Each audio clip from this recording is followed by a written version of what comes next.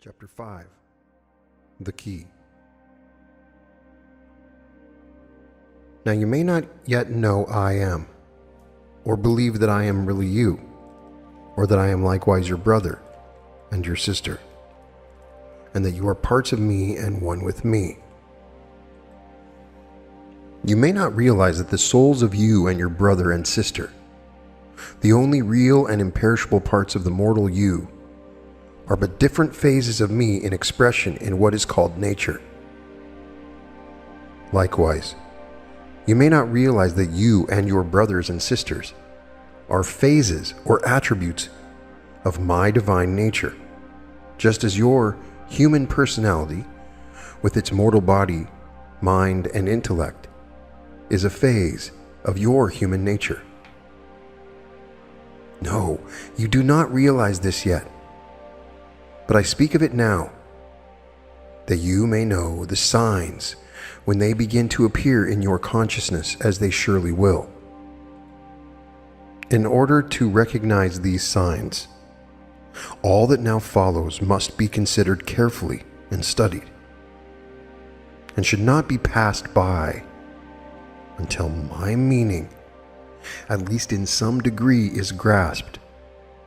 Once you fully understand the principle I here set down, then all my message will become clear and comprehensible. I first give you the key that will unlock every mystery that now hides from you the secret of my being.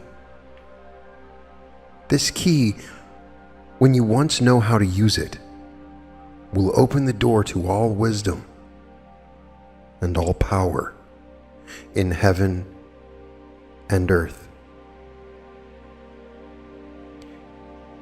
Yea, it will open the door to the kingdom of heaven,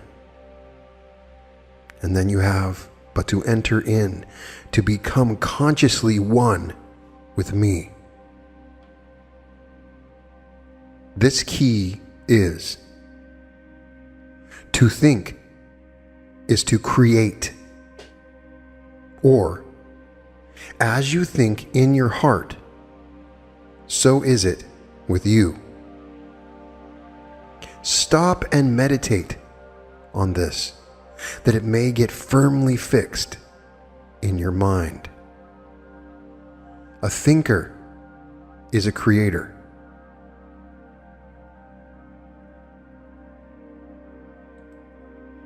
A thinker lives in a world of his own conscious creation. When you once know how to think, you can create at will anything you wish, whether it be a new personality, a new environment, or a new world. Let us see if you cannot grasp some of the truths hidden and controlled by this key.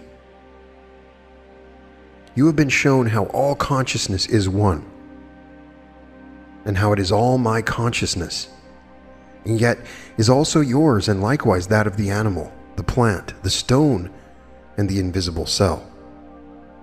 You have seen how this consciousness is controlled by my will, which causes the invisible cells to unite and form the various organisms for the expression and use of the different centers of intelligence through which I desire to express. But you cannot yet see how you can direct and control the consciousness of the cells of your own body, not to speak of those of other bodies, even if you and I, and they are all one in consciousness and intelligence.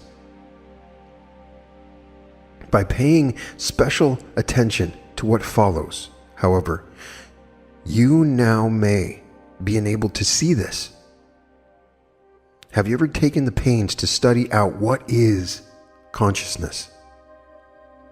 How it seems to be an impersonal state of awareness, of waiting to serve or to be directed or used by some power latent in and intimately related to itself. how man seems to be merely the highest type of organism containing this consciousness, which is directed and used by this power within itself. That this power latent in man's consciousness and in all consciousness is nothing but will, my will. For you know that all power is but manifestation of my will. Now you have been told that in the beginning I created man in my image and likeness, after which I breathed into him the breath of life, and he became a living soul. By creating man in my image and likeness, I created an organism capable of expressing all of my consciousness and all of my will, which means likewise all of my power, my intelligence, and my love. I therefore made it perfect in the beginning, patterning it after my own perfection. When I breathed into man's organism my breath, it became alive with me. For then it was I breathed into it my will, not from without, but from within, from the kingdom of heaven within, where always I am. Ever afterward I breathed and lived and had my being within man, for I created him in my image and likeness only for that purpose. The proof of this is man does not and cannot breathe of himself. Sometimes far greater than his conscious, natural self lives in his body and breathes through his lungs. A mighty power within his body thus uses the lungs, even as it uses the heart, to force the blood containing the life it indrew through the lungs to every cell of the body. As it uses the stomach and other organs to digest and assimilate food, to make blood, tissue, hair, and bone, as it uses the brain, the tongue, the hands, and feet to think and say and do everything that man does. This power is my will to be and live in man. Therefore, whatever man is, I am.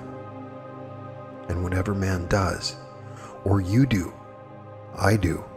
And whatever you say or think, it is I who say or think it through your organism. You were also told that when man was thus possessed of my breath, he was given dominion over all the kingdoms of the earth, which means he was made Lord of the earth, the sea, the air, and the ethers, and all beings living in all these kingdoms paid him homage and were subject to his will.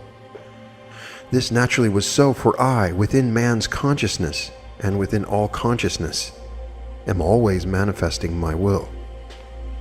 And I, the Lord and ruler of man's organism, am likewise the Lord and ruler of all organisms in which consciousness dwells. As all consciousness is my consciousness, and it dwells wherever there is life, and as there is no substance in which there is not life, then my consciousness must be in everything, in earth, water, air, and fire, and therefore must fill all space. In fact, it is space, or that which man calls space. Then my will, being the power latent in all consciousness, must reach everywhere. Therefore, man's will, which is but a focalization of my will, must likewise reach everywhere. Hence, the consciousness of all organisms, including his own, is subject to man's direction and control. All it needs is for him consciously to realize this. Realize that I, the impersonal self within him, am constantly directing, controlling, and using the consciousness of all organisms every moment of every day of his life. I am doing this by and through his thinking. I am doing this with and through man's organism. Man thinks he thinks, but it is I, the real I of him, who thinks through his organism. Through this thinking and his spoken word, I accomplish all that man does, and make man and his world all that they are. It makes no difference if man and his world are not what he supposes they are. They are just what I created them to be for my purpose. But if I do all the thinking, man does not and cannot think, I hear you say. Yes, here seems a mystery, but it will be revealed to you if you note carefully what follows. For I am going to teach you, man, how to think.